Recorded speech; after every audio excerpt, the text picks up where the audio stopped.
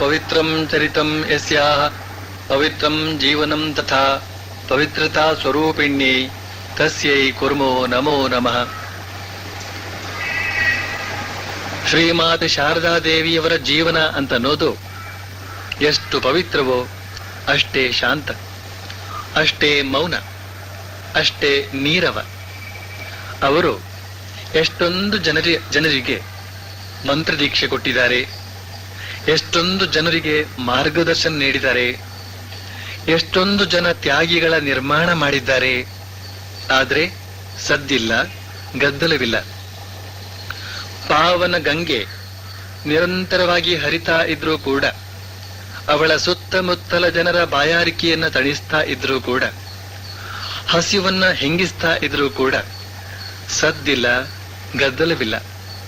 ಹಾಗೇನೇನೆ ಶ್ರೀಮಾತೆಯವರು ಅಸಹಾಯಕ ಬಂಧುಗಳಿಗೆ ಆಶ್ರಯದಾತೆಯಾದರು, ಜಿಜ್ಞಾಸುಗಳಿಗೆ ಜ್ಞಾನದಾಯಿಕೆಯಾದರು, ಲೌಕಿಕ ಜೀವನ ಹಾಗೂ ಆಧ್ಯಾತ್ಮಿಕ ಜೀವನದ ವಿಚಾರದಲ್ಲಿ ಸ್ಪಷ್ಟವಾದ ಮಾರ್ಗದರ್ಶನ ನೀಡಿದರೂ ಅಲ್ಲಿ ಸದ್ದಿಲ್ಲ, ಗದ್ದಲವಿಲ್ಲ. ಶ್ರೀಮಾತೆಯವರು ಯಾವಾಗಲೂ ತುಂಬ ಮೆಲುದನಿಯಲ್ಲಿ ಮಾತನಾಡ್ತಾ ಇದ್ರು ಅಂತನೋ ವಿಷಯವನ್ನ ನೀವು ಕೇಳಿದರೆ ನಿಮಗೆ ಆಶ್ಚರ್ಯವಾಗಬಹುದೋ ಏನೋ. ಯಾಕೆ ಅಂದ್ರೆ ನಾನು ಈ 1.5 ವರ್ಷ ಶ್ರೀಮಾತೆಯವರ ಕುರಿತಾಗಿ ಉಪನ್ಯಾಸ ಮಾಡ್ತಾ ಈ ಧ್ವನಿವರ್ಧಕ ಯಂತ್ರದ ಮೂಲಕ ಗಟ್ಟಿಯಾಗಿ ಮಾತನಾಡಿದ್ದೇನೆ. ಇದರಿಂದಾಗಿ ಶ್ರೀಮಾತೆಯವರು ಕೂಡ ನಮ್ಮೆಲ್ಲರ ಹಾಗೆಯೇ ಗಟ್ಟಿಯಾಗಿ ಮಾತನಾಡುವವರು ಅಂತನ್ನೋ ಅಭಿಪ್ರಾಯ ಬಂದರೂ ಬರಬಹುದು ನಮಗೆ. ಆದ್ರೆ ಶ್ರೀಮಾತೆಯವರು ಮಾತ್ರ ಯಾವಾಗಲೂ ಅತ್ಯಂತ ಮೆಲುದನಿಯಲ್ಲಿ ಮಾತನಾಡ್ತಾ ಇದ್ರು.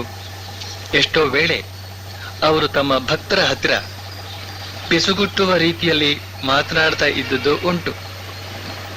ಹೀಗೆ ಅವರ ಭಾವನೆ ಶಾಂತ, ಮಾತುಕತೆ ಶಾಂತ, ಕೆಲಸ ಕಾರ್ಯ ಶಾಂತ, ಒಟ್ಟಿನಲ್ಲಿ ಅವರ ಜೀವನವಿಡೀ ಪರಮಶಾಂತ. ಆದ್ರಿಂದಲೇ ಅವರ ಈ ಪರಮಶಾಂತ ವ್ಯಕ್ತಿತ್ವವನ್ನ, ಪರಮಶಾಂತ ಜೀವನವನ್ನ ಗಮನಿಸಿದ ಭಗಿನಿ ನಿವೇದಿತಾ ಶ್ರೀಮಾತೆಯವರಿಗೊಂದು ಪತ್ರ ಬರಿತಾಳೆ. ಪರಮ ಪ್ರೀತಿಯ ತಾಯಿ, ನಾವೆಲ್ಲ ಸೇರಿ ನಿಮ್ಮ ಮೇಲೊಂದು ಸುಂದರ ಸ್ತೋತ್ರವನ್ನು ರಚಿಸಿ ನಿಮಗೆ ಕಳುಹಿಸಿಕೊಡ್ಬೇಕು ಅಂತ ನನ್ನ ಆಸೆ. ಆದ್ರೆ ಯಾಕೋ ಅದು ಕೂಡ ಬಹಳ ಗಲಾಟೆ, ಅತಿಯಾದ ಸದ್ದುಗದ್ದಲ ಅಂತ ಅನ್ನಿಸ್ತದೆ ನನಗೆ. ನಿಜಕ್ಕೂ ನೀವು ಭಗವಂತನ ಒಂದು ಅದ್ಭುತ ಕೃತಿಯೇ ಸರಿ. ಶ್ರೀರಾಮಕೃಷ್ಣರು ಈ ಜಗತ್ತಿಗೆ ನೀಡಿದ ಅವರ ಪ್ರೇಮದ ಮಧುಕಲಶವೇ ನೀವು. ಶ್ರೀರಾಮಕೃಷ್ಣರು ಈ ಜಗತ್ತಿನ ದಿಕ್ಕಿಲ್ಲದ ಮಕ್ಕಳಿಗಾಗಿ ಬಿಟ್ಟು ಹೋದ ಬಳುವಳಿ ನೀವು.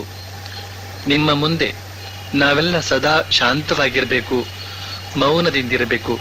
ಹಾಗಿದೆ ನಿಮ್ಮ ಜೀವನ.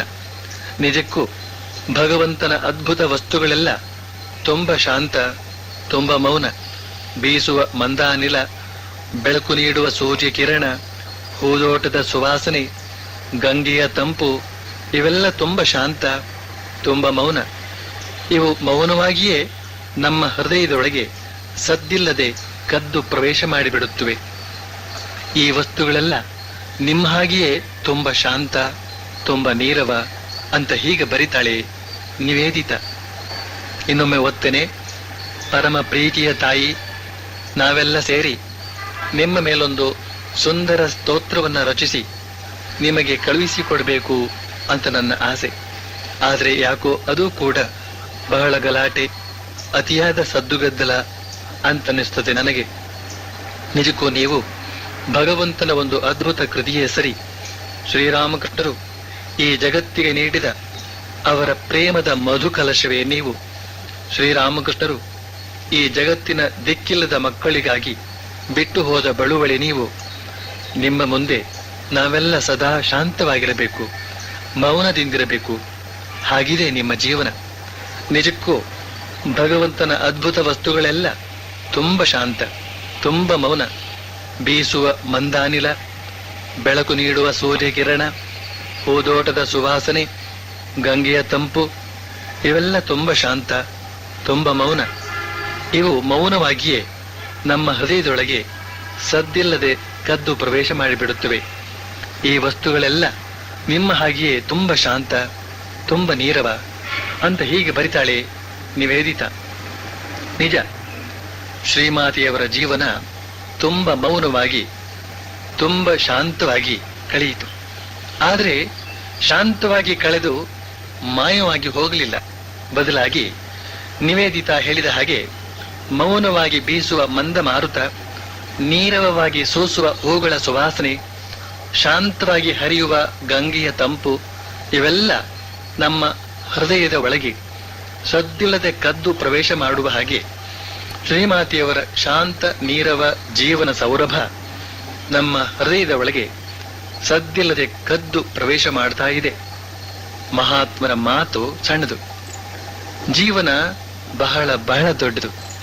ಆದರೆ ಸಾಮಾನ್ಯರ ಮಾತು ದೊಡ್ಡದು, ಜೀವನ ಬಹಳ ಬಹಳ ಸಣ್ಣದು, ಅಂದ್ರೆ ಕ್ಷುದ್ರ, ಅಲ್ಪ. ಶ್ರೀಮಾತೆಯವರು ಆಡಿದ ಮಾತುಗಳು ಕಡಿಮೆ, ಆದರೆ ಅವರು ನಡೆಸಿದ ಜೀವನ ಅನಂತ, ಪರಿಪೂರ್ಣ. ಶ್ರೀಮಾತೆಯವರ ಇಡೀ ಜೀವನವೇ ಒಂದು ದಿವ್ಯ ಸಂದೇಶ. ಅವರ ಪವಿತ್ರ ಜೀವನವನ್ನ ಅಧ್ಯಯನ ಮಾಡ್ತಾ ಇರುವಾಗಲೇ ನಮಗೆ ದಿವ್ಯವಾದ ಸಂದೇಶ ಸಿಗುತ್ತಲೇ ಇರುತ್ತದೆ. ಅವರ ನಿಷ್ಕಳಂಕ ಪಾವಿತ್ರ್ಯವೇ ಒಂದು ದಿವ್ಯ ಸಂದೇಶ.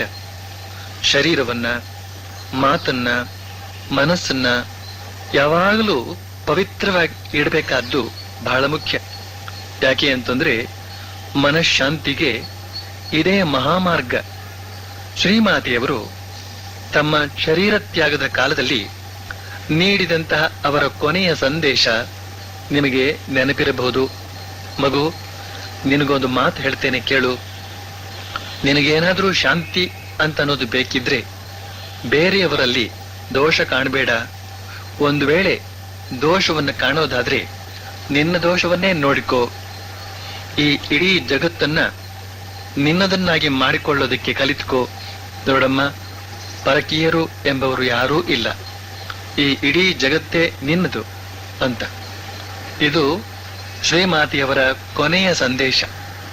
ತನ್ನ ಮಕ್ಕಳು ಮನಃಶಾಂತಿಯಿಂದ ಬಾಳುವಂತಾಗೋದಕ್ಕೆ ಶ್ರೀಮಾತೆಯವರು ನೀಡಿದ ಸುಲಭ ಸಂದೇಶ. ಅವರು ತಮ್ಮ ಇಡೀ ಜೀವಿತ ಅವಧಿಯಲ್ಲಿ ಆಧ್ಯಾತ್ಮಿಕ ಮಾರ್ಗದರ್ಶನ ನೀಡಿದವರು, ಯೋಗ ಮಾರ್ಗವನ್ನ ಬೋಧಿಸಿದವರು, ಮಂತ್ರ ದೀಕ್ಷೆಯನ್ನ ಕೊಟ್ಟವರು. ಆದ್ದರಿಂದ ಅವರು ತಮ್ಮ ಶರೀರ ತ್ಯಾಗದ ಕಾಲದಲ್ಲಿ ಕೊನೆಯ ಸಂದೇಶವಾಗಿ ಏನನ್ನು ಹೇಳಬೇಕಾಗಿತ್ತು ಅಂತಂದ್ರೆ, ಜಪ ಮಾಡೋದನ್ನ ಮರೆಯಬೇಡಿ, ಯಾವಾಗಲೂ ಜಪ ಮಾಡಿ ಅಂತ ಹೇಳ್ಬಹುದಾಗಿತ್ತು. ಅಥವಾ ಶ್ರೀರಾಮಕೃಷ್ಣರು ಹೇಳ್ತಾ ಇದ್ದಂತೆ, ನೋಡಿ, ಭಗವಂತನ ಸಾಕ್ಷಾತ್ಕಾರವೇ ಮನುಷ್ಯನ ಮೊದಲ ಕರ್ತವ್ಯ.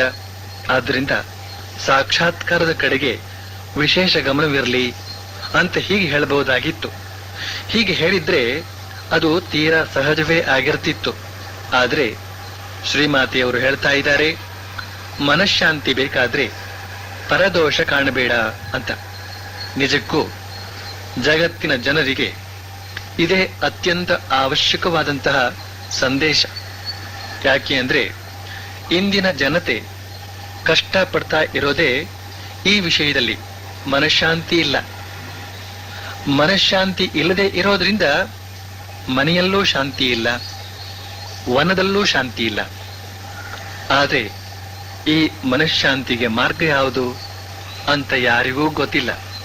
ಯಾಕೆಂದ್ರೆ ಜನ ಮನಃಶಾಂತಿಯನ್ನ ಹುಡುಕುವ ಕ್ರಮವೇ ಬೇರೆ. ಲಕ್ಷಗಟ್ಟಲೆ ಹಣ ಇದ್ರೆ ಶಾಂತಿಯಿಂದಿರಬಹುದು ಅಂತ ಕೆಲವರ ಅಭಿಪ್ರಾಯ.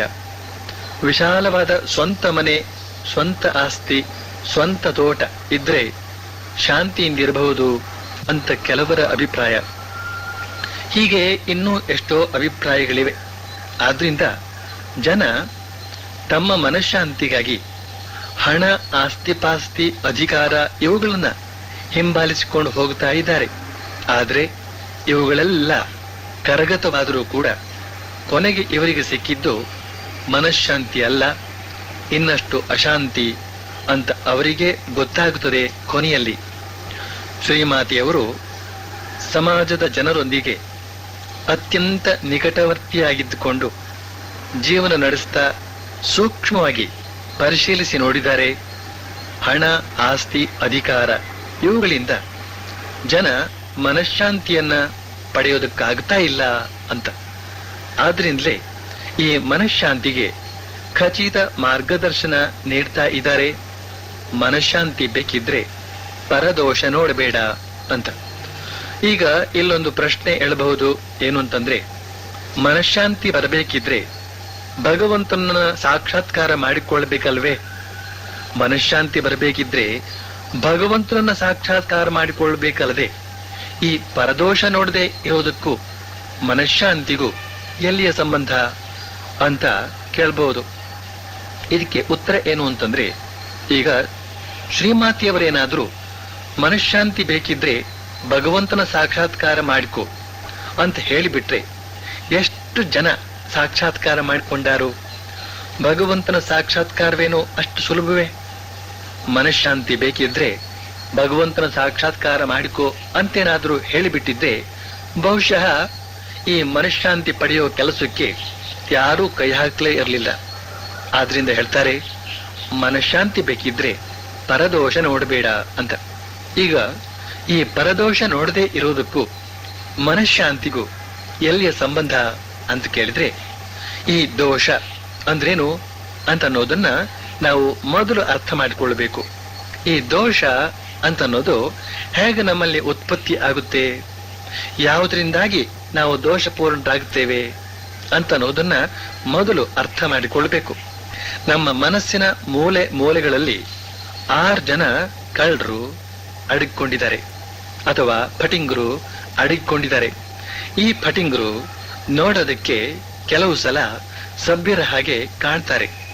ಆದ್ರೆ ಸಮಯ ಸಿಕ್ಕಾಗೆಲ್ಲ ತಮ್ಮ ಫಟಿಂಗತನವನ್ನ ತೋರಿಸಿ ಬಿಡ್ತಾರೆ, ಕಳ್ಳತನ ಮಾಡಿಬಿಡ್ತಾರೆ. ಯಾರು ಈ ಕಳ್ಳರು, ಯಾರು ಈ ಫಟಿಂಗರು? ನಮ್ಮ ಮನಸ್ಸಿನೊಳಗೇ ಇದ್ದುಕೊಂಡು ಫಟಿಂಗತನ ಮಾಡುವವರು ಯಾರಿವರು ಅಂತ ಕೇಳಿದ್ರೆ, ಕಾಮ, ಕ್ರೋಧ, ಲೋಭ, ಮೋಹ, ಮದ, ಮತ್ಸರ. ಅನಾದಿ ಕಾಲದಿಂದ ಈ 6 ಜನ ಫಟಿಂಗರು ನಮ್ಮ ಮನಸ್ಸಿನ ಒಳಗಡೆಯೇ ಅವಿತಿಟ್ಟುಕೊಂಡು ದರೋಡೆ ಮಾಡ್ತಾ ಬರ್ತಾ ಇದ್ದಾರೆ. ನಾವೆಲ್ಲ ನಮ್ಮ ನಿತ್ಯ ಜೀವನದಲ್ಲಿ ದೋಷಪೂರ್ಣವಾಗಿ ನಡೆದುಕೊಳ್ಳೋದಕ್ಕೆ ಕಾರಣ ಈ 6: ಕಾಮ, ಕ್ರೋಧ, ಲೋಭ, ಮೋಹ, ಮದ, ಮತ್ಸರ. ಶ್ರೀರಾಮಕೃಷ್ಣರು ಒಂದು ಹಾಡು ಹೇಳ್ತಾ ಇದ್ರು, ದೋಷ ಕಾರೋ ನಾಯ್ ಗೋಮಾ আমি সুখাত সলিলে ডুবে মরি শ্যামা, আমার ষড়রিপু হলো কোদণ্ড স্বরূপ, পুণ্যক্ষೇತ್ರ মাঝে কাটিলাম কূপ, সে ಕೂಪೆ ಬೇಡಿಲೋ ಕಾಲ ರೂಪ ಜೋಲ್. ಅಂತಂದ್ರೆ, ಓ ತಾಯಿ, ದೋಷ ಯಾರದ್ದೂ ಅಲ್ಲ. ನಾನೇ ತೋಡಿದ ಬಾವಿಯಲ್ಲಿ ನಾನು ಮುಳುಗಿ ಸಾಯ್ತಾ ಇದ್ದೇನೆ. ನಾನು ಈ ಬಾವಿಯನ್ನು ತೋಡೋದಕ್ಕೆ ಉಪಯೋಗಿಸಿದ ಹಾರೆ, ಗುದ್ದಲಿ, ಮಮಟಿಗಳು ಯಾವುವು ಅಂತ ಕೇಳಿದ್ರೆ ಷಡ್ರಿಪುಗಳು. ಕಾಮಕ್ರೋಧ, ಲೋಭ, ಮೋಹ, ಮದ, ಮತ್ಸರ ಅಂತನ್ನೋ ಷಡ್ರಿಪುಗಳು. ಷಡ್ರಿಪು ಹೋಲೋ ಕೋದಂಡ ಸ್ವರೂಪ್, ಪುಣ್ಯಕ್ಷೇತ್ರ ಮಾಜೆ ಕಾಟಿಲಾಂ ಕೂಪ್. ನನ್ನ ಶರೀರ ಅಂತನ್ನುವ ಈ ಪುಣ್ಯಕ್ಷೇತ್ರದಲ್ಲಿ ಬಾವಿ ತೋಡಿದೆ. ಅದೇ ಕಾಮಕ್ರೋಧಾದಿ ಷಡ್ರಿಪುಗಳು ಅಂತನ್ನೋ ಹಾರೆ, ಗುದ್ದಲಿ, ಪಿಕ್ಕಾಸುಗಳಿಂದ ಅಗಿದು ಬಾವಿ ತೋಡಿದೆ. ಈ ಬಾವಿಯಲ್ಲಿ ಬಂದ ನೀರು ಕಾಲರೂಪದ ನೀರು. ಶೇ ಕೂಪೆ ಬೇಡಿಲೋ ಕಾಲರೂಪ ಜೋಲ್. ಹೀಗೆ ನಾನೇ ತೋಡಿದ ಈ ಬಾವಿಯ ಮೃತ್ಯು ಜಲದಲ್ಲಿ ಮುಳುಗಿ ಸಾಯ್ತಾ ಇದ್ದೇನೆ ಓ ತಾಯಿ. ಅಮಿ ಶೋಖಾದ ಶೊಲೀಲೆ ಡೂಬೆ ಮೋರಿ ಶ್ಯಾಮ ಅಂತ ಹೀಗೆ ಹಾಡ್ತಾರೆ ಶ್ರೀರಾಮಕೃಷ್ಣರು. ಆದ್ರಿಂದ ನಮ್ಮ ಕಷ್ಟ, ನಷ್ಟ, ಭ್ರಷ್ಟಗಳಿಗೆಲ್ಲ ನಾವೇ ಕಾರಣ. ನಮ್ಮಲ್ಲಿರುವ ದೋಷಗಳೇ ಕಾರಣ. ಈ ದೋಷಗಳ ಉತ್ಪನ್ನಕ್ಕೆ ನಮ್ಮೊಳಗಡೆಯೇ ಇರುವ ಕಾಮಕ್ರೋಧಾದಿ ಷಡ್ರಿಪುಗಳೇ ಕಾರಣ. ಈಗ ವಿಷಯ ಹೀಗಿರುವಾಗ ನಾವು ಇತರರ ದೋಷಗಳನ್ನ ಕಾಣೋದಕ್ಕೆ ಹೊರಟ್ರೆ ನಮ್ಮ ಗತಿ ಏನಾಗ್ಲಿಕ್ಕಿಲ್ಲ ನಮ್ಮ ಮನಸ್ಸಿನಲ್ಲಿರೋ ದೋಷಗಳಿಂದಾಗಿ ಅದಾಗಲೇ ಷಡ್ರಿಪು ಹೋಲೋ ಕೋದಂಡ ಸ್ವರೂಪ್ ಪುಣ್ಯಕ್ಷೇತ್ರ ಮಾಜೆ ಕಾಟಿಲಾಂ ಕೂಪ್. ನನ್ನ ಶರೀರ ಅಂತನ್ನುವ ಈ ಪುಣ್ಯಕ್ಷೇತ್ರದಲ್ಲಿ ಬಾವಿ ತೋಡಿದೆ, ಅದೇ ಕಾಮಕ್ರೋಧಾದಿ ಷಡ್ರಿಪುಗಳು ಅಂತನ್ನೋ ಹಾರೆ ಗುದ್ದಲಿ ಪಿಕ್ಕಾಸುಗಳಿಂದ ಅಗಿದು ಬಾವಿ ತೋಡಿದೆ. ಈ ಬಾವಿಯಲ್ಲಿ ಬಂದ ನೀರು ಕಾಲರೂಪದ ನೀರು, ಶೇಕೂಪೆ ಬೇಡಿಲೋ ಕಾಲರೂಪ ಜೋಲ್. ಹೀಗೆ ನಾನೇ ತೋಡಿದ ಈ ಬಾವಿಯ ಮೃತ್ಯು ಜಲದಲ್ಲಿ ಮುಳುಗಿ ಸಾಯ್ತಾ ಇದ್ದೇನೆ ಓ ತಾಯಿ. ಅಮಿ ಶೋಖಾದ ಶಲೀಲೆ ಡೂಬೆ ಮೋರಿ ಶ್ಯಾಮ ಅಂತ ಹೀಗೆ ಹಾಡ್ತಾರೆ ಶ್ರೀರಾಮಕೃಷ್ಣರು. ಆದ್ರಿಂದ ನಮ್ಮ ಕಷ್ಟ ನಷ್ಟ ಭ್ರಷ್ಟಗಳಿಗೆಲ್ಲ ನಾವೇ ಕಾರಣ, ನಮ್ಮಲ್ಲಿರುವ ದೋಷಗಳೇ ಕಾರಣ. ಈ ದೋಷಗಳ ಉತ್ಪನ್ನಕ್ಕೆ ನಮ್ಮೊಳಗಡೆಯೇ ಇರುವ ಕಾಮಕ್ರೋಧಾದಿ ಷಡ್ರಿಪುಗಳೇ ಕಾರಣ. ಈಗ ವಿಷಯ ಹೀಗಿರುವಾಗ ನಾವು ಇತರರ ದೋಷಗಳನ್ನ ಕಾಣೋದಕ್ಕೆ ಹೊರಟ್ರೆ ನಮ್ಮ ಗತಿ ಏನಾಗ್ಲಿಕ್ಕಿಲ್ಲ. ನಮ್ಮ ಮನಸ್ಸಿನಲ್ಲಿರೋ ದೋಷಗಳಿಂದಾಗಿ ಅದಾಗಲೇ ನಮ್ಮ ಮನಸ್ಸಿನ ಶಾಂತಿ ಕದಡಿ ಹೋಗಿರುವಾಗ, ಅಲ್ಲೋಲ ಕಲ್ಲೋಲವಾಗಿರುವಾಗ, ಇನ್ನು ನಮ್ಮ ಸುತ್ತಮುತ್ತ ಇರುವ ಇತರ ಜನರ ದೋಷಗಳನ್ನೆಲ್ಲ ನೋಡ್ತಾ ಹೋದ್ರೆ ನಮ್ಮ ಮನಸ್ಸಿನ ಪಾಡೇನಾಗಬೇಡ. ಅಶಾಂತಿಯ ಸಂತೆ ನೆಲೆಸ್ಲಿಕ್ಕಿಲ್ವೇ? ಅಶಾಂತಿಯ ಸಂತೆ ಕಟ್ಟೆ ತಯಾರಾಗ್ಲಿಕ್ಕಿಲ್ವೇ? ಆದ್ರಿಂದ ಶ್ರೀಮಾತೆಯವರು ಹೇಳ್ತಾ ಇದ್ದಾರೆ, ಮನಃಶಾಂತಿ ಬೇಕಿದ್ರೆ ಪರದೋಷ ನೋಡಬೇಡ ಅಂತ. ಸ್ವತಃ ಶ್ರೀಮಾತೆಯವರು ಕೂಡ ಪರದೋಷಗಳನ್ನ ನೋಡ್ತಾ ಇರಲಿಲ್ಲ ಅಂತ ಅನ್ನೋದನ್ನ ಅವರ ಜೀವನದಲ್ಲಿ ನಾವು ಕಂಡೇ ಇದ್ದೇವೆ. ದೋಷ ವರಸದ ಹಿರಿಯ ತಾಯ್ತನದ ಮೂರ್ತಿನಿ, ದೋಷ ವರಸದ ಹಿರಿಯ ತಾಯ್ತನದ ಮೂರ್ತಿನಿ ಎಂಬ ಮಾತು ಅವರಿಗೆ ಅಕ್ಷರಶಃ ಅನ್ವಯವಾಗುತ್ತದೆ. ಶ್ರೀಮಾತೆಯವರು ಸ್ವತಃ ಸ್ವಭಾವತಃ ಪರಮ ಪರಿಶುದ್ಧ ಚರಿತ್ರರು. ಆದರೆ ಅವರೇ ಸ್ವತಃ ಅತ್ತು ಕರೆದು ಪ್ರಾರ್ಥಿಸಿಕೊಂಡಿದ್ದಾರೆ, ಹೇ ಭಗವನ್, ನನ್ನ ಮನಸ್ಸು ಸಂಪೂರ್ಣ ದೋಷರಹಿತವಾಗಿರಲಿ, ನಾನು ಇತರರ ದೋಷವನ್ನ ಕಾಣದಿರುವಂತಾಗಲಿ. ಹೇ ಭಗವನ್, ನನ್ನ ಮನಸ್ಸು ಸಂಪೂರ್ಣ ದೋಷರಹಿತವಾಗಿರಲಿ, ನಾನು ಇತರರ ದೋಷವನ್ನ ಕಾಣದಿರುವಂತಾಗಲಿ ಅಂತ. ಯಾವಾಗಲೂ ಇತರರ ದೋಷಗಳನ್ನ ನೋಡ್ತಾ ನೋಡ್ತಾ ನೋಡ್ತಾ ನಮ್ಮ ಮನಸ್ಸು ಮಲಿನವಾಗಿ ಬಿಡ್ತದೆ ಅಂತ ಹೇಳ್ತಾ ಇದ್ರು ಶ್ರೀಮಾತೆಯವರು. ಒಮ್ಮೆ ಅವರು ಮಾತಿನ ಸಂದರ್ಭದಲ್ಲಿ ಹೇಳ್ತಾರೆ, ಈಗ ಒಂದು ವೇಳೆ ಒಬ್ಬ ಮನುಷ್ಯ ಒಳ್ಳೆಯ ಹಾಗೂ ಕೆಟ್ಟ ಕೆಲಸಗಳನ್ನ ಮಾಡ್ತಾ ಇದ್ದಾನೆ ಅಂತ ಇಟ್ಕೊಳ್ಳಿ. ಆ ಕೆಲಸಗಳಲ್ಲಿ ಭಾಗವಹಿಸಿದವರಿಗೂ ಕೂಡ ಅದರ ಪುಣ್ಯ ಪಾಪಗಳಲ್ಲಿ ಭಾಗ ಇದೆ ಅಂತ. ಅದಕ್ಕೆ ಒಬ್ಬ ಭಕ್ತ ಕೇಳ್ತಾನೆ, ಅದು ಹೇಗೆ ಸಾಧ್ಯ ಅಂತ. ಆಗ ಶ್ರೀಮಾತೆಯವರು ಹೇಳ್ತಾರೆ, ಅದು ಹೇಗೆ ಅಂತ ಅನ್ನೋದನ್ನ ಹೇಳ್ತೇನೆ ಕೇಳು. ಈಗ ಒಬ್ಬ ಮನುಷ್ಯ ನಿನ್ನ ಹತ್ರ ಅತ್ಯಂತ ಒಳ್ಳೆಯ ಹಾಗೂ ಕೆಟ್ಟ ವಿಚಾರಗಳನ್ನ ಮಾತನಾಡ್ತಾ ಇದ್ದಾನೆ ಅಂತ ಇಟ್ಕೋ. ಅವನನ್ನ ನೀನು ನೆನಪು ಮಾಡಿಕೊಂಡಾಗಲೆಲ್ಲ ಅವನ ಆ ಒಳ್ಳೆಯ ಮಾತು ಹಾಗೂ ಕೆಟ್ಟ ಮಾತು ಎರಡೂ ನಿನ್ನ ನೆನಪಿಗೆ ಬರೋದಿಲ್ವೇ? ಈ ಒಳ್ಳೆಯದು ಹಾಗೂ ಕೆಟ್ಟದ್ದು ಇವೆರಡೂ ನಿನ್ನ ಮನಸ್ಸಿನಲ್ಲಿ ಸಂಸ್ಕಾರ ಉಂಟು ಮಾಡುತ್ತವೆ ಅಲ್ವೇ? ಏನ್ ಹೇಳ್ತಿ, ಹೌದೋ ಅಲ್ವೋ ಅಂತ ಹೀಗೆ ಹೇಳ್ತಾರೆ ಶ್ರೀಮಾತೆಯವರು.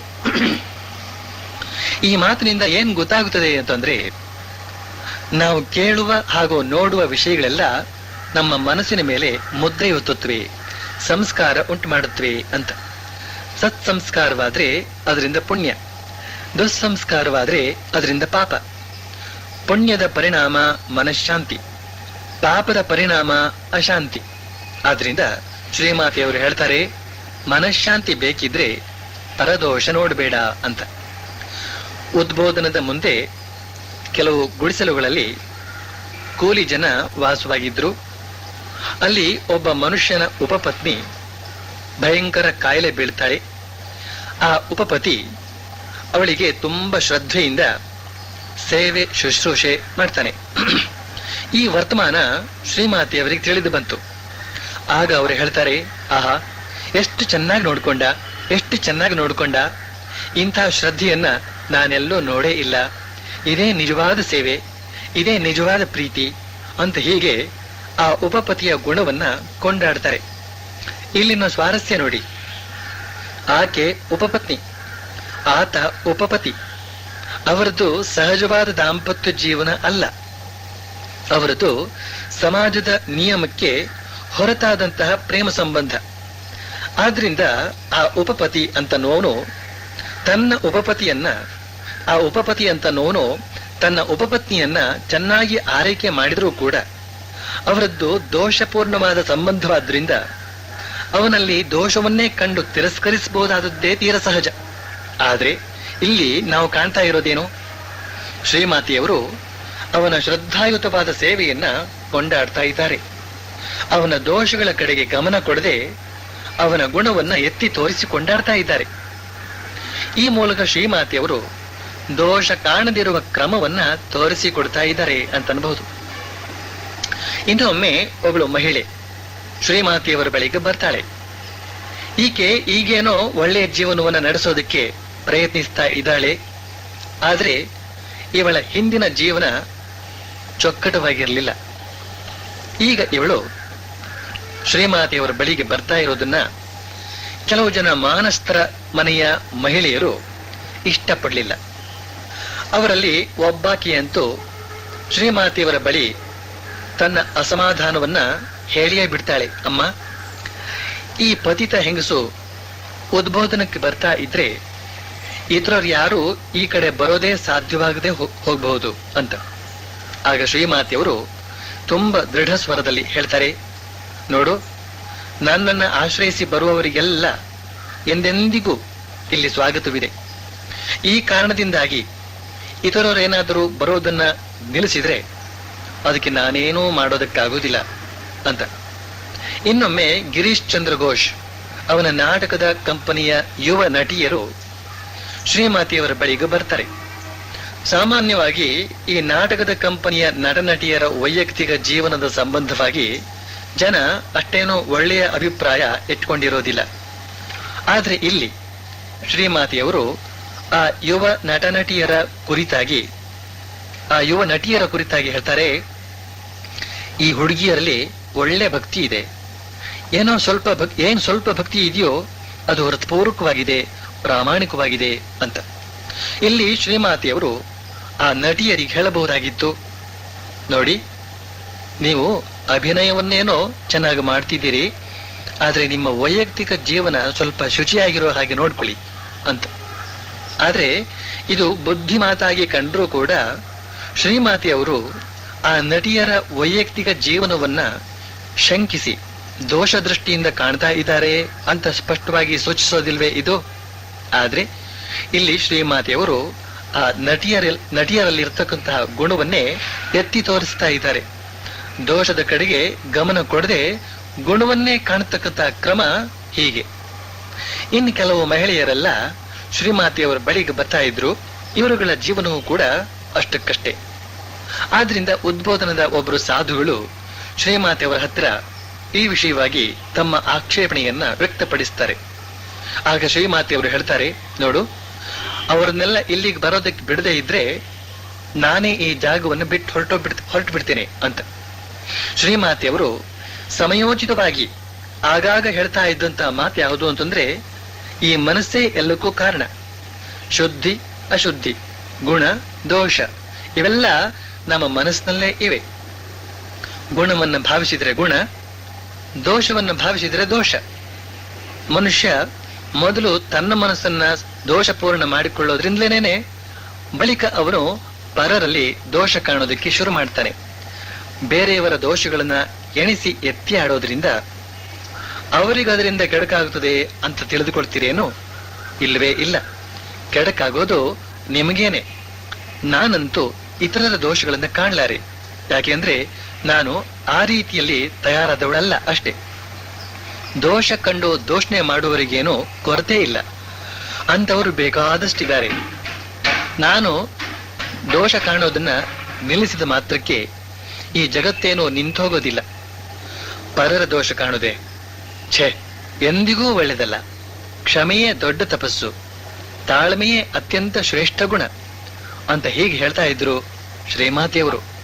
ನಿಜಕ್ಕೂ ಪರದೋಷ ಕಾಣೋದ್ರಿಂದ ನಮ್ಮ ಮನಸ್ಸೇ ಕೆಟ್ಟು ದೋಷಪೂರ್ಣವಾಗುತ್ತದೆ.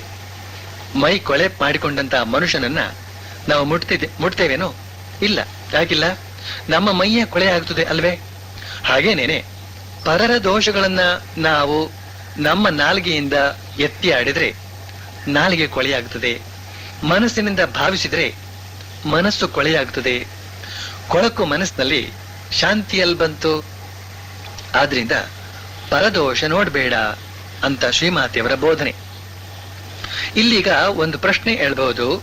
ಏನು ಅಂತಂದ್ರೆ, ಶ್ರೀಮಾತೆಯವರು ಪರರ ದೋಷ ಕಾಣಬೇಡ ಅಂತ ಹೇಳ್ತಾರಲ್ಲ, ಹಾಗಾದ್ರೆ ಅಧ್ಯಾಪಕರು ತಮ್ಮ ವಿದ್ಯಾರ್ಥಿಗಳ ದೋಷಗಳನ್ನ ಕಂಡು ತಿದ್ದೋದು ಬೇಡವೆ? ತಂದೆ ತಾಯಂದ್ರು ತಮ್ಮ ಮಕ್ಕಳ ದೋಷಗಳನ್ನ ಕಂಡು ತಿದ್ದೋದು ಬೇಡವೆ?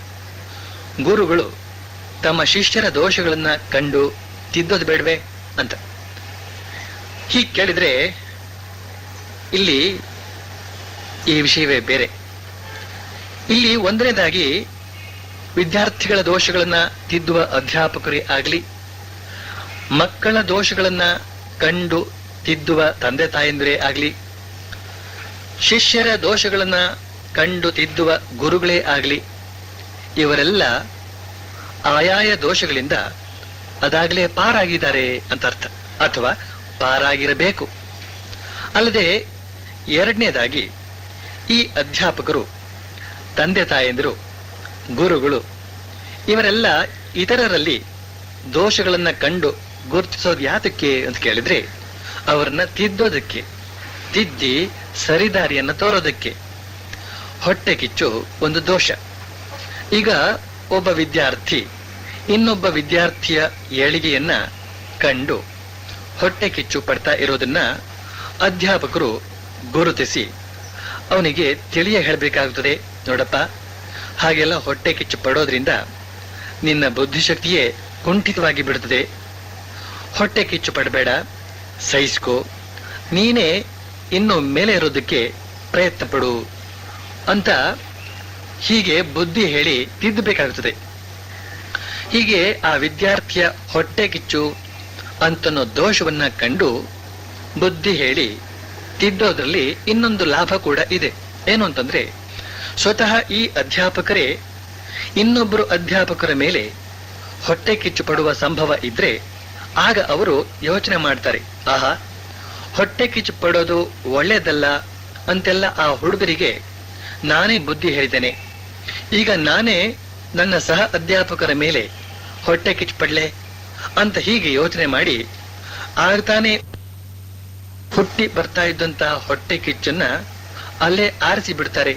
ಆದ್ರಿಂದ ತಿದ್ದುವ ಉದ್ದೇಶದಿಂದ ದೋಷ ಕಾಣೋದೇನೋ ದೋಷವಲ್ಲ. ಈಗ ಕೆಟ್ಟ ಮಾತಾಡೋದು ಒಂದು ದೋಷ. ಮಕ್ಕಳು ಶಾಲೆಯಲ್ಲಾಗ್ಲಿ ದಾರಿಯಲ್ಲಾಗ್ಲಿ ಕೆಟ್ಟ ಮಾತುಗಳನ್ನ ಕೇಳಿ ಕಲಿತ್ಕೊಂಡು ಮನೆಗೆ ಬಂದು ಅವುಗಳನ್ನ ಪ್ರಯೋಗಿಸಿ ಬಿಡುತ್ತವೆ. ತಂದೆ ತಾಯಂದ್ರು ಅದನ್ನ ಕೇಳ್ತಾರೆ, ಮಕ್ಕಳ ದೋಷವನ್ನ ಕಾಣ್ತಾರೆ, ಕಂಡು ಬುದ್ಧಿ ಹೇಳ್ತಾರೆ. ನೋಡ್ರಪ್ಪ, ಹಾಗೆಲ್ಲ ಕೆಟ್ಟ ಮಾತುಗಳನ್ನ ಆಡೋದ್ರಿಂದ ಮನೆಯ ವಾತಾವರಣವೆಲ್ಲ ಕೆಟ್ಟ ಹೋಗಿಬಿಡ್ತದೆ. ಯಾವಾಗಲೂ ಒಳ್ಳೆ ಮಾತುಗಳನ್ನೇ ಆಡೋದಕ್ಕೆ ಕಲಿಯಿರಿ ಅಂತ. ಇಲ್ಲಿ ಆ ಮಕ್ಕಳ ದುರ್ಭಾಷೆ ಅನ್ನೋ ದೋಷವನ್ನ ಕಂಡು ಬುದ್ಧಿ ಹೇಳಿ ತಿದ್ದೋದ್ರಲ್ಲಿ ಇನ್ನೊಂದು ಲಾಭ ಕೂಡ ಇದೆ. ಏನು ಅಂತಂದ್ರೆ, ಆ ತಂದೆ ತಾಯಂದ್ರು ಮಕ್ಕಳಿಗೆ ಹೇಳಿದ್ರಲ್ಲ, ನೋಡ್ರಪ್ಪ, ಹಾಗೆಲ್ಲ ಕೆಟ್ಟ ಮಾತುಗಳನ್ನ ಆಡೋದ್ರಿಂದ ಮನೆಯ ವಾತಾವರಣವೆಲ್ಲ ಕೆಟ್ಟ ಹೋಗ್ಬಿಡ್ತದೆ, ಯಾವಾಗಲೂ ಒಳ್ಳೆಯ ಮಾತುಗಳನ್ನೇ ಆಡೋದಕ್ಕೆ ಕಲಿಯಿರಿ ಅಂತ. ಈ ಮಾತುಗಳು ಆ ತಂದೆ ತಾಯಂದಿರ ಮನಸ್ಸಿನಲ್ಲೇ ಮತ್ತೆ ಮತ್ತೆ ಮೊಳಗ್ತಾ ಇರುತ್ತವೆ, ಮತ್ತೆ ಮತ್ತೆ ಪ್ರತಿಧ್ವನಿಸ್ತಾ ಇರುತ್ತವೆ. ಇದರ ಪರಿಣಾಮ ತುಂಬಾ ಚೆನ್ನಾಗಿರ್ತದೆ. ಏನು ಅಂತಂದ್ರೆ, ಆ ತಂದೆ ತಾಯಂದ್ರೆ ಏನಾದ್ರೂ ಕೋಪದ ಪ್ರಸಂಗ ಬಂದಾಗ ಅವರ ಬಾಯಿಂದಲೇ ಕೆಟ್ಟ ಬೈಗಳು ಹೊರಬರುವ ಸಂದರ್ಭ ಇದೆ. ಆಗ ತಕ್ಷಣ ಅವರ ಮನಸ್ಸಿನಲ್ಲಿ ಪ್ರತಿಧ್ವನಿ ಹೇಳ್ತದೆ, ನೋಡ್ರಪ್ಪ, ಹಾಗೆಲ್ಲ ಕೆಟ್ಟ ಮಾತುಗಳನ್ನ ಆಡೋದ್ರಿಂದ ಮನೆಯ ವಾತಾವರಣವೆಲ್ಲ ಕೆಟ್ಟ ಹೋಗಿ ಬಿಡ್ತದೆ, ಯಾವಾಗಲೂ ಒಳ್ಳೆ ಮಾತುಗಳನ್ನೇ ಆಡೋದಕ್ಕೆ ಕಲಿಯಿರಿ ಅಂತ. ತಕ್ಷಣ ಅವರ ನಾಲಿಗೆ ಹಿಡಿತಕ್ಕೆ ಬಂದು ಬಿಡುತ್ತದೆ. ಆದ್ರಿಂದ ತಿದ್ದುವ ಉದ್ದೇಶದಿಂದ ದೋಷ ಕಾಣೋದೇನೋ ದೋಷವಲ್ಲ. ಯಾಕೆಂದ್ರೆ ಇದು ಅವರವರ ಸ್ವಂತ ದೋಷಗಳನ್ನೇ ಕಂಡ್ಕೊಳ್ಳೋ ಹಾಗೆ ಮಾಡ್ತದೆ, ಕಂಡ್ಕೊಳ್ಳೋ ಹಾಗೆ ಮಾಡ್ತದೆ, ಕಂಡ್ಕೊಳ್ಳೋ ಹಾಗೆ ಮಾಡ್ತದೆ, ಕಂಡ್ಕೊಳ್ಳೋ ಹಾಗೆ ಮಾಡ್ತದೆ. ಈಗ ಅಬ್ರಹ್ಮಚರ್ಯ ಅಂತಂದ್ರೆ ಬ್ರಹ್ಮಚರ್ಯ ಇಲ್ಲದೆ ಇರೋದು ಇದೊಂದು ದೋಷ.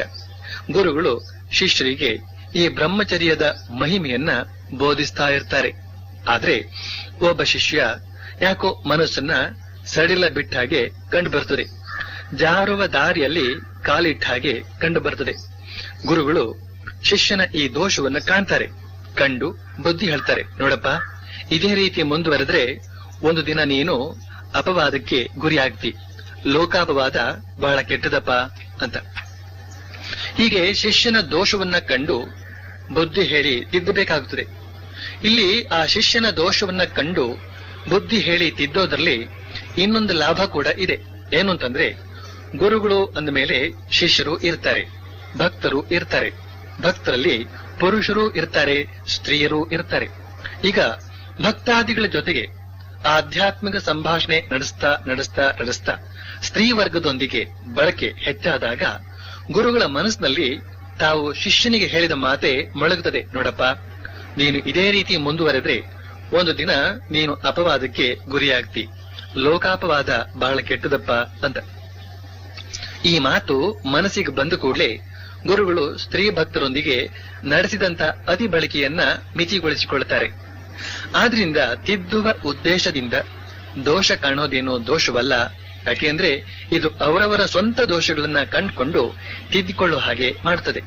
ಶ್ರೀಮಾತೆಯವರು ಅದನ್ನೇ ಹೇಳ್ತಾ ಇದ್ದಾರೆ, ನಿನಗೆ ದೋಷ ಕಾಣ್ಲೇಬೇಕು ಅಂತಿದ್ರೆ ನಿನ್ನ ದೋಷವನ್ನೇ ಕಂಡ್ಕೋ ಅಂತ. ನಮ್ಮ ದೃಷ್ಟಿ ಹೊರಮುಖ, ಆದ್ರಿಂದ ಅದು ಹೊರಗಡೆಯೇ ನೋಡ್ತಾ ಇರ್ತದೆ. ಆದ್ರಿಂದಲೇ ನಾವು ಪರರ ದೋಷಗಳನ್ನೇ ನೋಡ್ತಾ ಇರ್ತೇವೆ. ಆದ್ರೆ ನಮ್ಮ ದೃಷ್ಟಿಯನ್ನ ಒಳಮುಖ ಮಾಡಿಕೊಂಡಾಗ ನಮ್ಮ ದೋಷಗಳೇ ನಮಗೆ ಪೆಡಂಭೂತದ ಹಾಗೆ ಕಾಣ್ತದೆ. ಆಗ ನಮ್ಮ ದೋಷಗಳನ್ನ ನಾವೇ ತಿದ್ಕೊಳ್ಳೋದಕ್ಕೆ ಸಾಧ್ಯವಾಗುತ್ತದೆ. ಈಶಾವಾಸ್ಯ ಉಪನಿಷತ್ತಿನಲ್ಲಿ ಋಷಿಗಳು ಅಂದೇ ಸಾರಿದ್ದಾರೆ, ಓಂ ಕ್ರತೋ ಸ್ಮರ ಕೃತಜ್ಞ ಸ್ಮರ ಕ್ರತೋ ಸ್ಮರ ಕೃತಜ್ಞ ಸ್ಮರ. ಕ್ರತಃ ಅಂತಂದ್ರೆ ಮನಸ್ಸು, ಸ್ಮರ ಅಂದ್ರೆ ಸ್ಮರಿಸು, ಕೃತಂ ಅಂದ್ರೆ ಮಾಡಿದ್ದನ್ನ. ಓಂ ಕ್ರತೋ ಸ್ಮರ ಕೃತಜ್ಞ ಸ್ಮರ ಕ್ರತೋ ಸ್ಮರ ಕೃತಜ್ಞ ಸ್ಮರ ಅಂತಂದ್ರೆ, ಓ ಮನಸ್ಸೇ, ಮಾಡಿದ್ದನ್ನೆಲ್ಲ ಸ್ಮರಿಸ್ಕೋ, ಮಾಡಿದ್ದನ್ನೆಲ್ಲ ಸ್ಮರಿಸಿಕೋ ಅಂತ. ನಾವು ಮಾಡಿದಂತಹ ಕರ್ಮಗಳಲ್ಲಿ ದೋಷಪೂರ್ಣವಾದವುಗಳು ಎಷ್ಟೋ, ಪುಣ್ಯಕರವಾದವುಗಳು ಕೂಡ ಎಷ್ಟೋ. ನಿತ್ಯ ನಿರಂತರವಾಗಿ ನಮ್ಮ ಮನಸ್ಸಿನ ಮೂಲಕ ಕರ್ಮ ನಡೀತಾ ಇದೆ, ಮಾತಿನ ಮೂಲಕ ಕರ್ಮ ನಡೀತಾ ಇದೆ, ಇಂದ್ರಿಯಗಳ ಮೂಲಕ ಕರ್ಮ ನಡೀತಾ ಇದೆ. ಈ ಕರ್ಮಗಳೆಲ್ಲ ಎಷ್ಟು ಜನರಿಗೆ ಸುಖ ಕೊಟ್ಟಿವೆಯೋ, ಎಷ್ಟು ಜನರಿಗೆ ಕಷ್ಟ ಕೊಟ್ಟಿವೆಯೋ, ಇವೆಲ್ಲ ವಿಚಾರಗಳು ಆಯಾಯ ಜೀವಿಗಳಿಗೆ ನೆನಪಿಗೆ ಬಂದ್ರೆ ಅವುಗಳ ಔಚಿತ್ಯ ಅನೌಚಿತ್ಯ, ಗುಣ ದೋಷ ಇವುಗಳನ್ನ ಆಯಾಯ ಜೀವಿಯೇ ಕಂಡುಕೊಳ್ಳಬಹುದು. ಆದ್ರಿಂದಲೇ ಉಪನಿಷತ್ತು ತಿಳಿಸಿಕೊಡ್ತಾ ಇದೆ, ಓ ಮನಸ್ಸೇ, ಮಾಡಿದ್ದನ್ನೆಲ್ಲ ಸ್ಮರಿಸಿಕೋ, ಓ ಮನಸ್ಸೇ, ಮಾಡಿದ್ದನ್ನೆಲ್ಲ ಸ್ಮರಿಸಿಕೋ. ಓಂ ಕ್ರತೋಸ್ಮರ ಕೃತಜ್ಞ ಸ್ಮರ, ಕ್ರತೋಸ್ಮರ ಕೃತಜ್ಞ ಸ್ಮರ ಅಂತ. ಶ್ರೀಮಾತೆಯವರು ಹೇಳಿದ ಹಾಗೆ ನಮ್ಮ ಮನಸ್ಸು, ಮಾತು, ಕೃತಿಯಿಂದ ನಮ್ಮ ಮೂಲಕ ನಡೆದಂತಹ ದೋಷಗಳನ್ನ ನಾವೇ ಕಂಡುಕೊಳ್ಳೋದ್ರಿಂದ ನಾವು ಇತರರ ದೋಷಗಳ ಕಡೆಗೆ ಬೆಟ್ಟು ಮಾಡೋದನ್ನ ಬಿಟ್ಟು ಬಿಡ್ತೇವೆ. ಹೇಗೆ ಅಂತಂದ್ರೆ, ನಮ್ಮ ಮನೆ ಗಾಜಿನ ಮನೆಯಾಗಿರುವಾಗ ಸಿಮೆಂಟಿನ ಮನೆಯವರ ಮೇಲೆ ಕಲ್ಲೆಸೆಯೋ ಸಾಹಸ ಮಾಡ್ತೇವೆಯೇ ನಾವು? ಒಂದ್ಸಲ ಯೇಸು ಕ್ರಿಸ್ತನ ಬಳಿಗೆ ಒಬ್ಳು ಮಹಿಳೆಯನ್ನ ಕರೆತಂದು ನಿಲ್ಲಿಸಿದ್ರು ಜನ. ನಿಲ್ಲಿಸಿಕೊಂಡು ಯೇಸು ಕ್ರಿಸ್ತನ ಹತ್ರ ಹೇಳ್ತಾರೆ, ನೋಡು, ಈಕೆ ದಾರಿ ತಪ್ಪಿದ ಪತಿತ ಹೆಂಗಸು, ಇವಳಿಗೆ ತಕ್ಕ ಶಿಕ್ಷೆ ಆಗ್ಲೇಬೇಕು ಅಂತ. ಯೇಸು ಕ್ರಿಸ್ತ ಎಲ್ಲರನ್ನೂ ದೃಷ್ಟಿಸಿ ನೋಡಿದ. ಅವನಿಗೆ ಕ್ಷಣಾರ್ಧದಲ್ಲಿ ಪರಿಸ್ಥಿತಿಯ ಅರಿವಾಯಿತು. ಹೇಳ್ತಾನೆ, ನಿಜ, ಈಕೆ ಪತಿತೆ, ಈಕೆಗೆ ತಕ್ಕ ಶಿಕ್ಷೆ ಆಗ್ಲೇಬೇಕು. ಏನ್ ಶಿಕ್ಷೆ ಅಂತಂದ್ರೆ, ಇವಳ ಮೇಲೆ ಕಲ್ಲೆ ಎಸಿಬೇಕು, ಕಲ್ಲೇಟೆ ತಕ್ಕ ಶಿಕ್ಷೆ ಅಂತ ಹೀಗೆ ಹೇಳಿದಾಗ ಜನರಿಗೆಲ್ಲ ಒಂದು ಬಗೆಯ ಸಂತೋಷವೇ ಆಯ್ತು. ಕಲ್ಲು ಹೊಡೆಯೋದಕ್ಕೊಂದು ಒಳ್ಳೆ ಅವಕಾಶವಾಯ್ತಲ್ಲ ಅಂತಿರಬಹುದು. ಆದ್ರೆ ಮರುಕ್ಷಣದಲ್ಲಿ ಯೇಸು ಕ್ರಿಸ್ತ ಇನ್ನೊಂದು ವಾಕ್ಯ ಸೇರಿಸ್ತಾನೆ, ಆದ್ರೆ ನೋಡಿ, ನಿಮ್ಮಲ್ಲಿ ಯಾರು ಇಲ್ಲಿಯವರೆಗೆ ಏನೊಂದು ತಪ್ಪನ್ನೂ ಮಾಡ್ಲಿಲ್ವೋ ಅವನು ಅವಳ ಮೇಲೆ ಮೊದಲ ಕಲ್ಲನ್ನ ಎಸೀಲಿ ಅಂತ. ಯೇಸು ಕ್ರಿಸ್ತ ಹೀಗೆ ಹೇಳಿದ್ನೋ ಇಲ್ವೋ, ಎಲ್ರೂ ಒಬ್ಬರ ಮುಖ ಒಬ್ಬರು ನೋಡ್ಕೊಂಡ್ರು. ಕೆಲವೇ ನಿಮಿಷಗಳಲ್ಲಿ ಯೇಸು ಕ್ರಿಸ್ತ ನೋಡ್ತಾನೆ, ಅಲ್ಲಿ ಯಾರೂ ಇಲ್ಲ. ಕೇವಲ ಆ ಮಹಿಳೆ ಮಾತ್ರ ನಿಂತುಕೊಂಡು ಈ ಆಶ್ಚರ್ಯವನ್ನ ನೋಡ್ತಾ ಇದ್ದಾಳೆ. ಉಳಿದವರೆಲ್ಲ ಪರಾರಿ. ಯಾಕೆ ಪರಾರಿ? ಮೊದಲ ಕಲ್ಲು ಹೊಡೆಯೋರು ಯಾರೂ ಇರಲಿಲ್ಲ ಅವರಲ್ಲಿ. ಯಾಕಿರ್ಲಿಲ್ಲ? ಉತ್ತರ ಹೇಳಬೇಕಾಗೇ ಇಲ್ಲ. ಎಲ್ಲವೂ ಸ್ಪಷ್ಟವಾಗಿಯೇ ಇದೆ. ಯೇಸು ಕ್ರಿಸ್ತ ಹೇಳಿದ ಪ್ರಕಾರ ಯಾವ ತಪ್ಪನ್ನು ಮಾಡದಿರುವವರು ಯಾರೂ ಇರಲಿಲ್ಲ ಅವರಲ್ಲಿ. ಆದ್ರಿಂದ ಒಬ್ಬರು ಮುಖ ಒಬ್ಬರು ನೋಡ್ತಾ ಎಲ್ಲರೂ ಪರಾರಿ. ತಪ್ಪು ಮಾಡದೆ ಇರುವ ಮನುಷ್ಯ ಇದಾನಿಯೇ ಈ ಜಗತ್ನಲ್ಲಿ? ಆದ್ರೂ ಪ್ರತಿಯೊಬ್ಬರು ಇನ್ನೊಬ್ಬರ ಕಡೆಗೆ ಬೆರಳು ತೋರಿಸ್ತಾ ಇದ್ದಾರೆ. ಆದ್ರೆ ಅವರಿಗೆ ಗೊತ್ತಿಲ್ಲ, ಅವರು ಇತರರ ಕಡೆಗೆ ಒಂದು ಬೆರಳನ್ನ ತೋರಿಸಿದ್ರೆ ಉಳಿದ 4 ಬೆರಳುಗಳು ಅವರ ಕಡೆಗೆ ತಿರುಗಿಕೊಂಡು ತೋರಿಸಿ ಹೇಳ್ತಾ ಇವೆ, ನಿನ್ನಲ್ಲೇನ್ ಕಡಿಮೆ ದೋಷ ಇದೆ ಅಂತ ತಿಳಿದುಕೊಂಡ್ಯಾ ಅಂತ. ಆದ್ರಿಂದ ಶ್ರೀಮಾತೆಯವರು ಹೇಳಿದ ಹಾಗೆ ಪರದೋಷ ಕಾಣೋದರ ಬದಲು ತಮ್ಮ ತಮ್ಮ ದೋಷಗಳನ್ನೇ ಕಂಡುಕೊಂಡು ಅವುಗಳನ್ನ ಹೋಗಲಾಡಿಸಿಕೊಳ್ಳುವ ಪ್ರಯತ್ನ ಮಾಡಿದ್ರೆ ಅದು ಆತ್ಮೋದ್ಧಾರಕ್ಕೆ ದಾರಿಯಾಗುತ್ತದೆ. ಶ್ರೀಮಾತೆಯವರು ಇದರ ಜೊತೆಯಲ್ಲೇ ಇನ್ನೊಂದು ಮಾತನ್ನು ಹೇಳ್ತಾರೆ. ಈ ಇಡೀ ಜಗತ್ತನ್ನೇ ನಿನ್ನದನ್ನಾಗಿ ಮಾಡಿಕೊಳ್ಳೋದನ್ನ ಕಲಿತ್ಕೋ ನೋಡಮ್ಮ. ಪರಕೀಯರು ಎಂಬವರು ಯಾರೂ ಇಲ್ಲ, ಈ ಇಡೀ ಜಗತ್ತೇ ನಿನ್ನದು ಅಂತ. ನಿಜಕ್ಕೂ ಶ್ರೀಮಾತೆಯವರು ನೀಡಿದಂತಹ ಈ ಸಂದೇಶ ಇಡೀ ಆಧ್ಯಾತ್ಮಿಕ ಇತಿಹಾಸದಲ್ಲಿ ಚಿರಸ್ಥಾಯಿಯಾಗಿ ನಿಲ್ಲುವಂತಹ ಸುವರ್ಣ ಸಂದೇಶ. ಹೇಳ್ತಾ ಇದ್ದಾರೆ, ಈ ಇಡೀ ಜಗತ್ತನ್ನ ನಿನ್ನದನ್ನಾಗಿ ಮಾಡಿಕೊಳ್ಳೋದಕ್ಕೆ ಕಲಿತ್ಕೋ ನೋಡಮ್ಮ. ಪರಕೀಯರು ಎಂಬವರು ಯಾರೂ ಇಲ್ಲ, ಈ ಇಡೀ ಜಗತ್ತೇ ನಿನ್ನದು ಅಂತ. ತನ್ನಂತೆ ಪರರ ಬಗೆದೊಡೆ ಕೈಲಾಸವಕ್ಕೂ ಅಂತನೋ ಸರ್ವಜ್ಞನ ಮಾತಿಗೆ ಸರಿಯಾಗಿದೆ ಇದು. ಶ್ರೀಮಾತೆಯವರು ಹೇಳಿದ ಹಾಗೆ ಈ ಇಡೀ ಜಗತ್ತನ್ನ ನಮ್ಮದನ್ನಾಗಿ ಭಾವಿಸಿದಾಗ ತಕ್ಷಣ ಈ ಜಗತ್ತು ವೈಕುಂಠವಾಗಿ ಪರಿಣಮಿಸಿ ಬಿಡುತ್ತದೆ, ಕೈಲಾಸವಾಗಿ ಪರಿಣಮಿಸಿ ಬಿಡುತ್ತದೆ. ತನ್ನಂತೆ ಪರರ ಬಗೆದೊಡೆ ಕೈಲಾಸವಕ್ಕೂ ಋಷಿವಾಣಿ ಹೇಳುತ್ತದೆ, ಸರ್ವಂ ಖಲ್ವಿದಂ ಬ್ರಹ್ಮ ಅಂತ. ಈಶಾವಾಸ್ಯಮಿದಂ ಸರ್ವಂ ಯತ್ಕಿಂಚ ಜಗತ್ಯಾಂ ಜಗತ್ ಅಂತ. ಈ ಜಗತ್ತಿನಲ್ಲಿ ಏನೇನಿದೆಯೋ, ಈ ಜಗತ್ತು ಅಂತ ಅನ್ನೋದು ಏನೇನಿದೆಯೋ ಅದೆಲ್ಲವೂ ಪರಬ್ರಹ್ಮ, ಅದೆಲ್ಲವೂ ಪರಮಾತ್ಮೆ. ನಾವೆಲ್ಲ ಪರಮಾತ್ಮನ ಭಕ್ತರು, ನಾವೆಲ್ಲ ಪರಮಾತ್ಮನ ಮಕ್ಕಳು.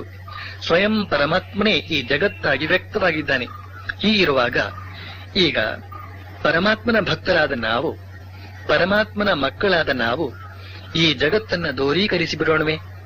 ಆಗ ಪರೋಕ್ಷವಾಗಿ ಪರಮಾತ್ಮನನ್ನೇ ದೂರೀಕರಿಸಿದ ಹಾಗಾಗಲಿಲ್ಲವೇ? ಆದ್ದರಿಂದ ಶ್ರೀಮಾತೆಯವರು ಸರಳವಾಗಿ ಆತ್ಮೀಯವಾಗಿ ಹೇಳ್ತಾರೆ, ಈ ಇಡೀ ಜಗತ್ತನ್ನ ನಿನ್ನದನ್ನಾಗಿ ಮಾಡಿಕೊಳ್ಳೋದಕ್ಕೆ ಕಲಿತ್ಕೋ ನೋಡಮ್ಮ. ಪರಕೀಯರು ಎಂಬವರು ಯಾರೂ ಇಲ್ಲ, ಈ ಇಡೀ ಜಗತ್ತೇ ನಿನ್ನದು ಅಂತ.